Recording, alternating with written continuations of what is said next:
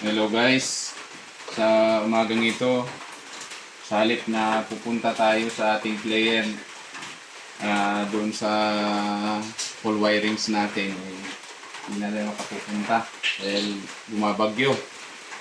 Kaya ito na lang, ito ay dinala nila sa amin kahapon. Kahapon ba ito na? O, kahapon daw. I-check natin ito kung ano ba ang sira nito. Madali lang naman ang mag-check nito guys. Ito ay motor ng washing. Oo. Ito guys, ang pag-check nito, motor ng washing tsaka kapasitor lang. Dalawang piyesa lang. Sige, buksan natin kung ano nga ba ang sira nito. Papakita namin sa inyo kung ano nga ba ang sira. Since ako guys, hindi ko pa alam ano ba talaga ang sira nito. Basta sinabi lang nila, ayaw daw magtuloy ang andar. Nasa isipan ko, hindi ko pa masasabi kung ano ba talaga. Kaya magkakaroon ako ng actual check kung saan may problema. Okay, tingnan na natin. Actual check. Ito. Kapasitor. I-test natin yung kapasitor guys kung sira ba itong kapasitor. I-check natin.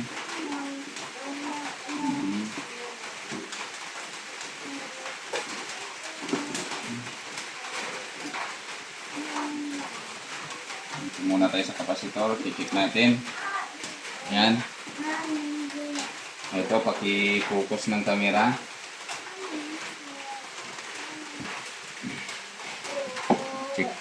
Checking kapasitor. Ito guys, kapasitor natin ay nakalagay dyan 10 UF. So 10 UF yung kapasitor natin guys, tapos 450 volts to 10,000 /CL.B. So ibig sabihin pwede siyang tumanggap ng kuryente guys, up to 450 volts. So since yung kuryente natin is 220 lang naman, 230 gano'n, di tama itong kapasitor na ito. Ngayon titest na natin kung pasado ba itong kapasitor na ito. Ito guys, ito lang pag-check niya.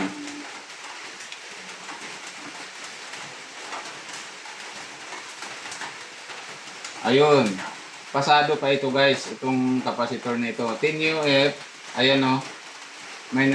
Ang kapasitor natin ay 10.02 UF. Paki-focus nga ng camera. Ayan, ayan, 10.02 UF. Ibig sabihin, okay. Okay itong kapasitor, wala tayong problema dito. Ngayon, magtitest tayo dito sa resistance ng motor. Dapat ito may resistance na up to 60, 30 plus, ganoon. Dapat mayroon yung resistance na yun para masabi nating okay ang motor.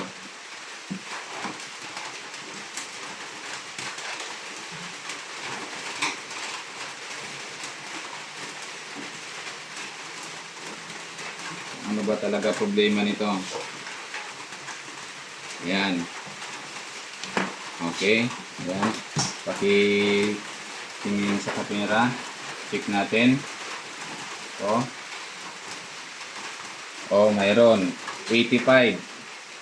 85 yung resistance niya. Tatlo lang naman to. Tatlong wire ang ipitest natin.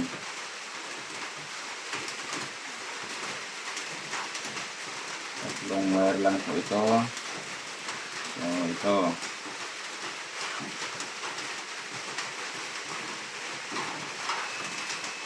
Mayroon siyang 45. So okay. Ito sa kabila. 45 din, 46. Okay. So walang problema sa motor. Bakit dinara dito? Tingnan natin.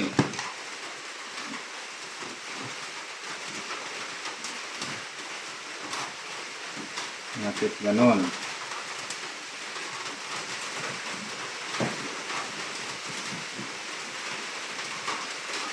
Testing.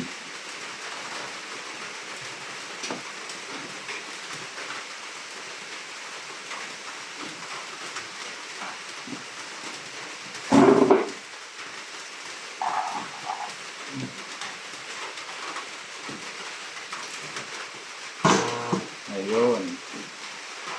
Ayun guys, alam ko na kung anong sira. Oo. Ang sira nito guys ay itong motor.